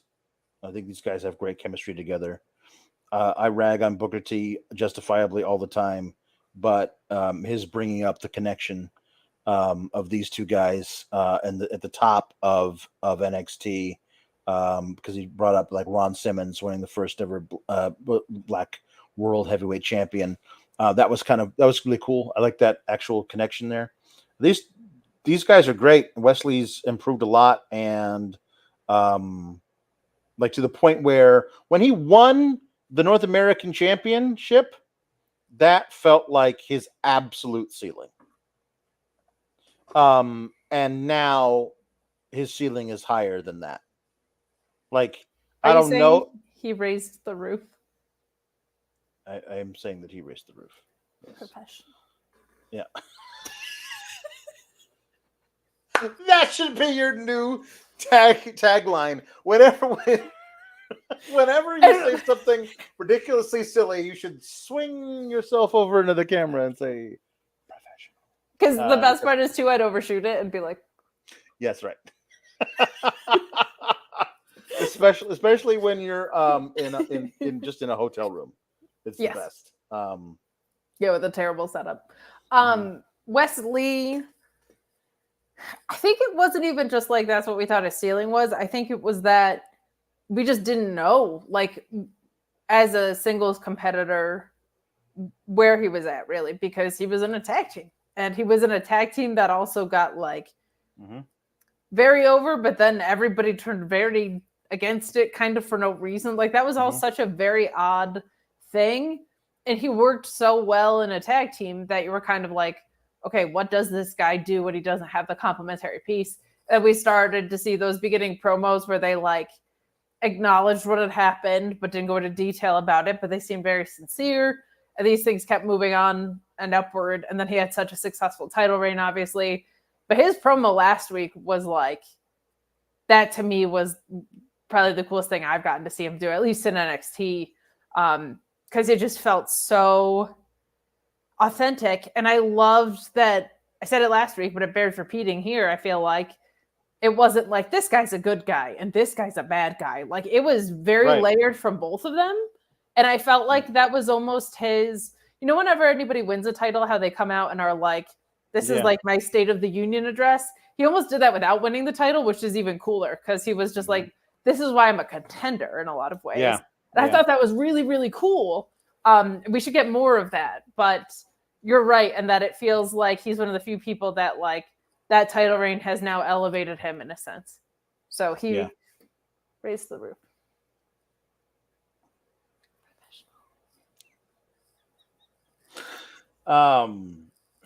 It's really Brian says that 2015 Sasha Banks versus Bayley Takeover Brooklyn.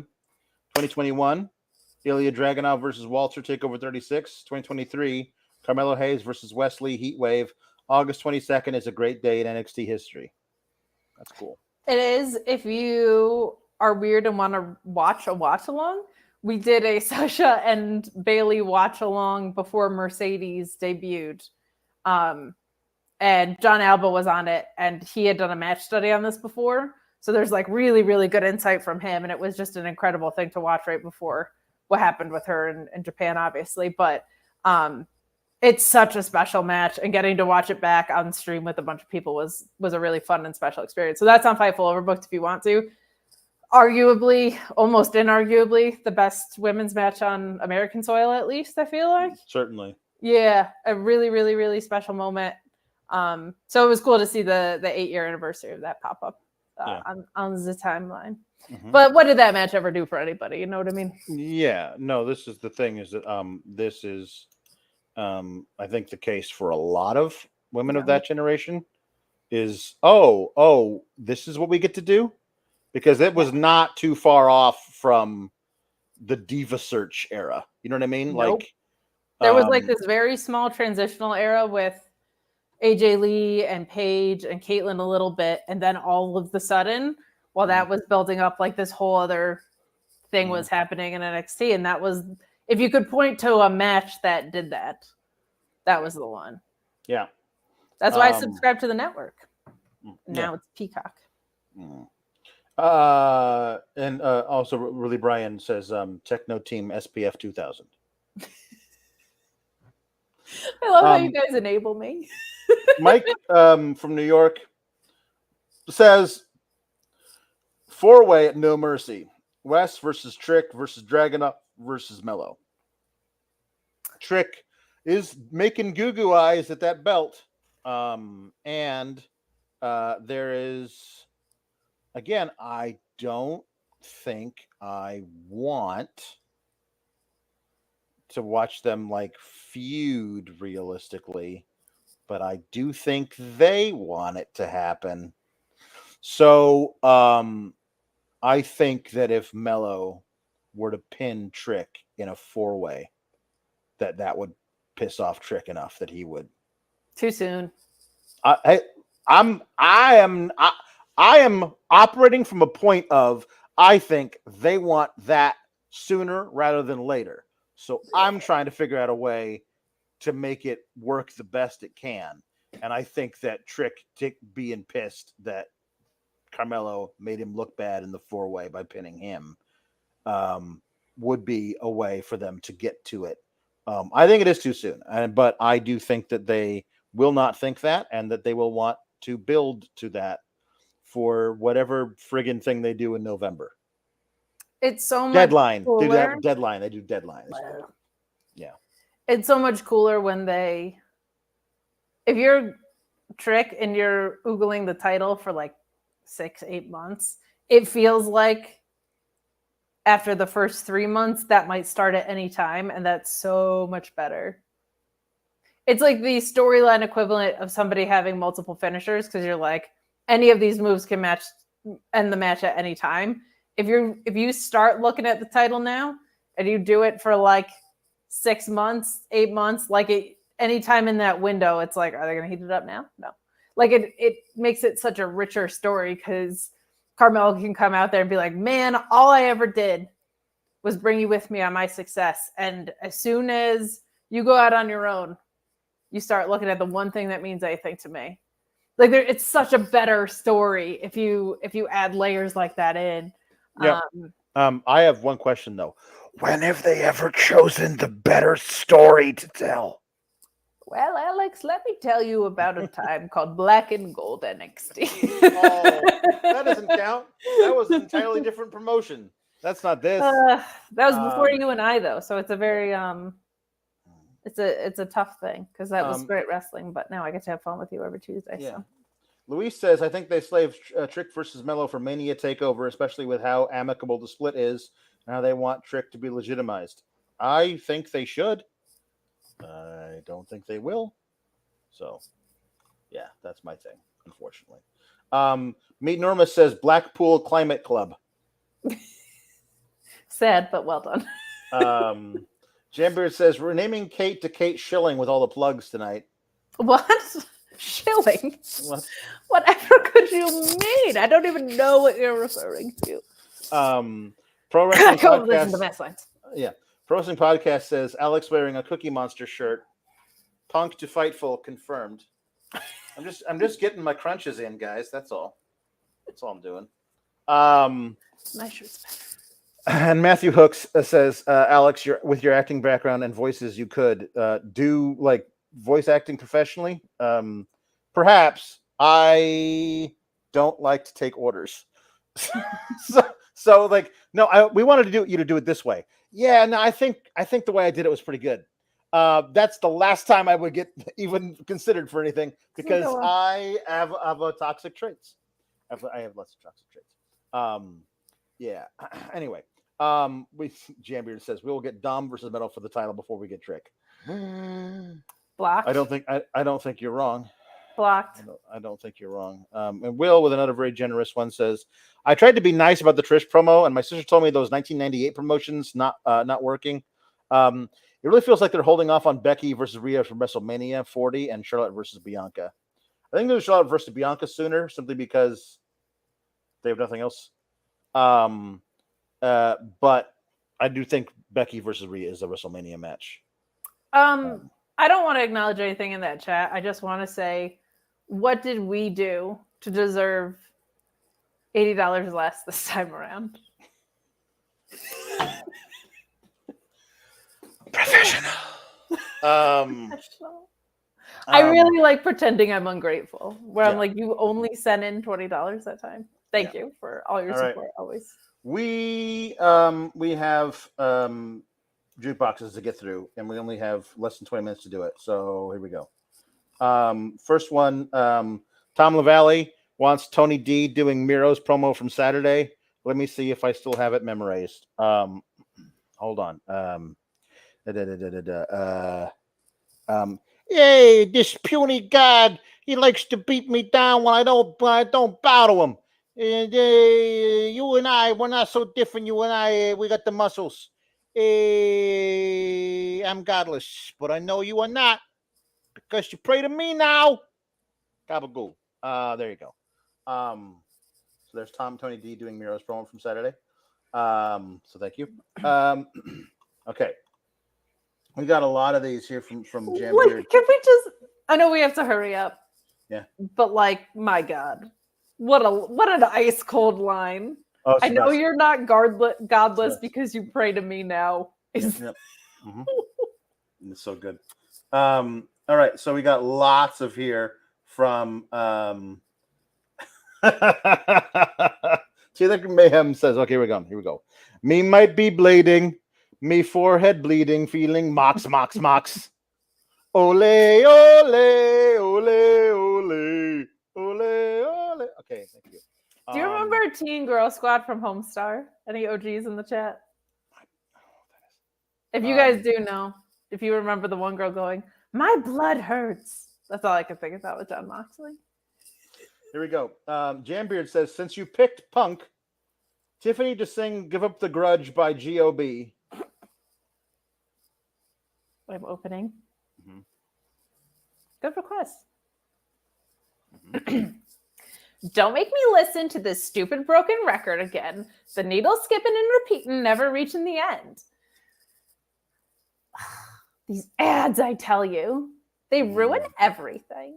They sure do. You know you're bitching and complaining like you got it so tough.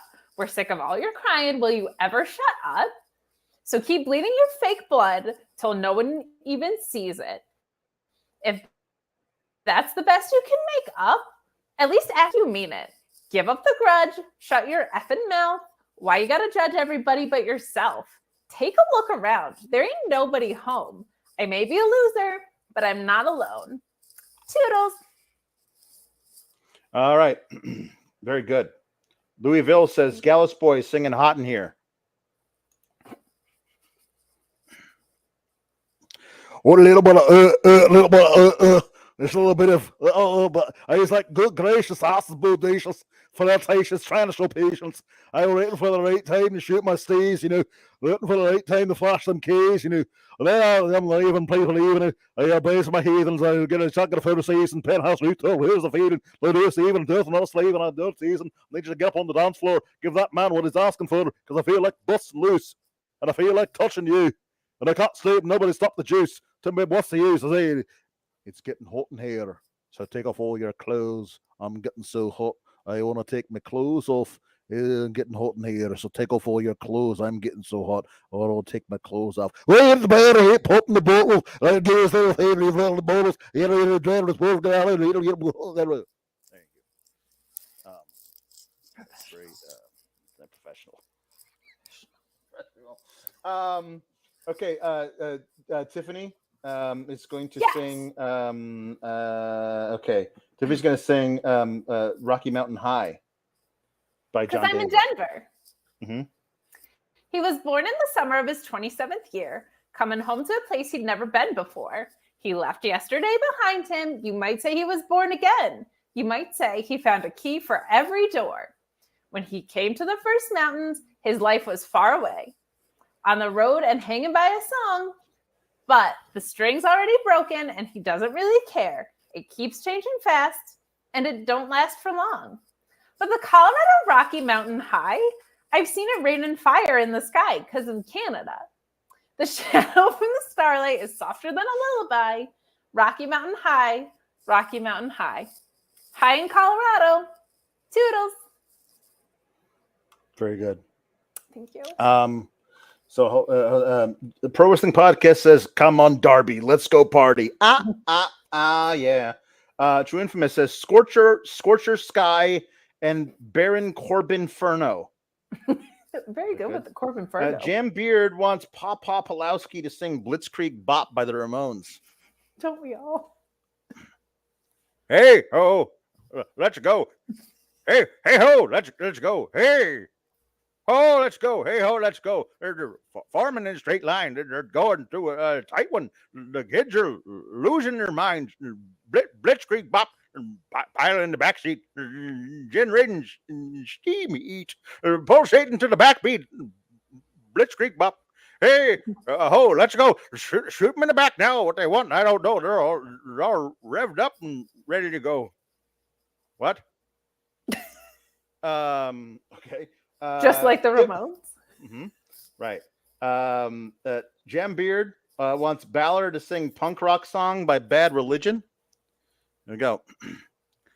Have you been to the desert? If you walk with the dead, there's 100,000 children being killed for their bread. And the figures don't lie. They speed of human disease. What do we want? We think we please. Have you lived the experience? Have you witnessed the plague? People making babies, sometimes just to escape. This land of competition, the compassion is gone. Yet we ignore the needy. We keep pushing on, keep pushing on. It's just a punk rock song written for the people who can see something's wrong. Like ants in a colony, we do our share. But there's so many other feckin' insects out there. It's a punk rock song. You're a bad father. You're a bad punk rocker. I'm a great punk rocker. You are a great punk rocker. It's true. Jambeard wants Tiffany to sing "She's Kerosene" by the Interrupters. Well done. I'm a match. She's kerosene. You know, she's going to burn down everything. She's an arsonist in her pastime, and I've been burned for the last time. Time. Whoa. I've been burned for the last time. Time. Whoa. I've been burned for the last time. It started out like any other morning. The sky was red. He took warning. She kicked the hive, and now the bees are swarming. Then played the victim till the crowd starts forming. She got a history of making a scene. She tells stories. She's gaslighting. He's the executioner, and she's the queen. But he's the one whose neck is in the guillotine. In the summer of Tiff Tiff. Toodles. Very good. Summer of Tiff Tiff. Fantastic. Jambeard wants Gallus to sing "Drain the Blood" by the Distillers. I'm living on shattered faith, the kind that connects to the stricter breath. Never been a better time than this to suffocate on eternal bliss.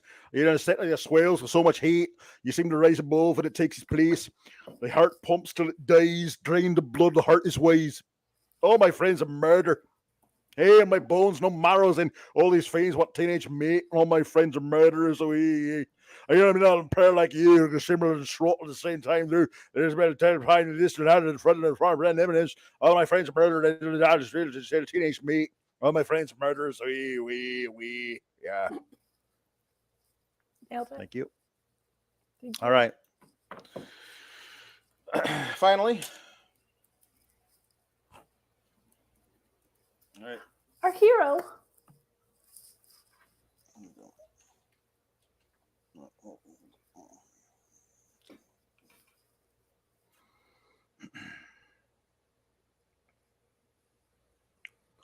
Hello. I used to party with the Clash back in the day. Did you? Yeah. This you know their most famous album, I actually gave them the title. You did. Yeah. I would call Joe Strummer.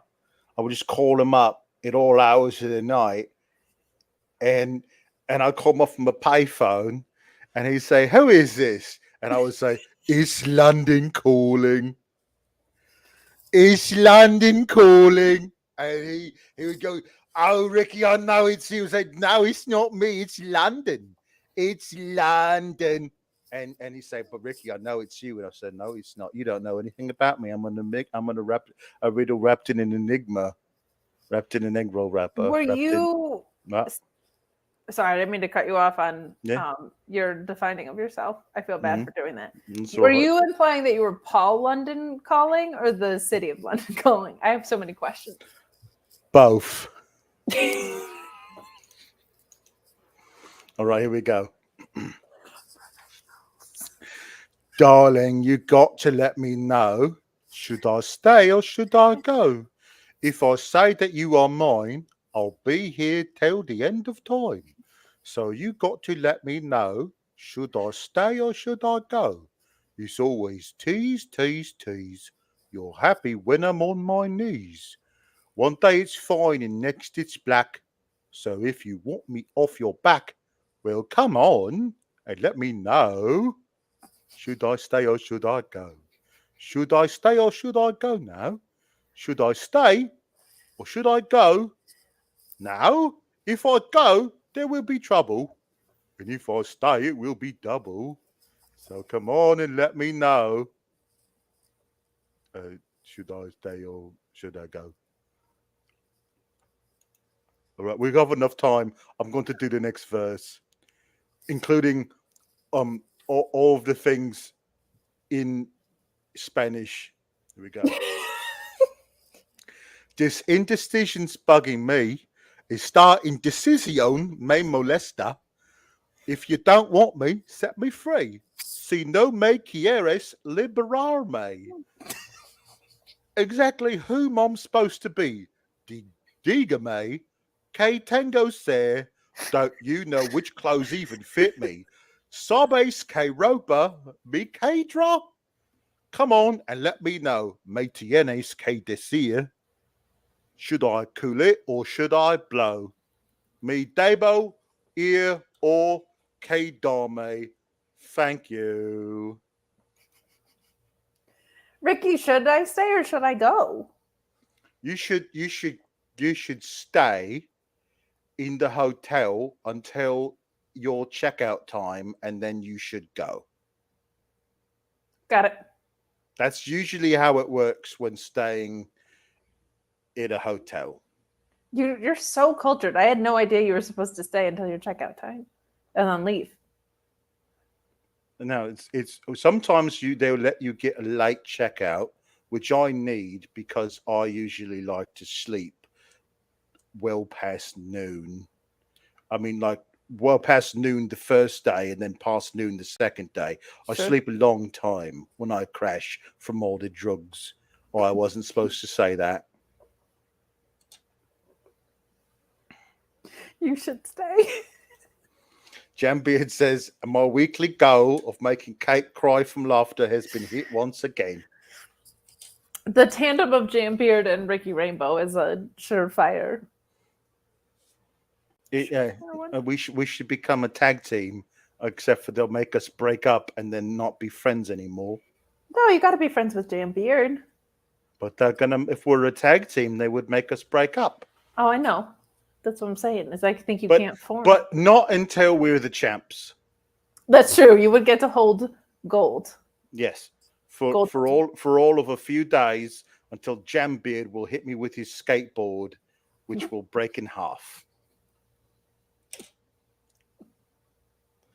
Thank you. We'll see you next time. Toodles. Gabagoos, keep cool. Is that how it goes?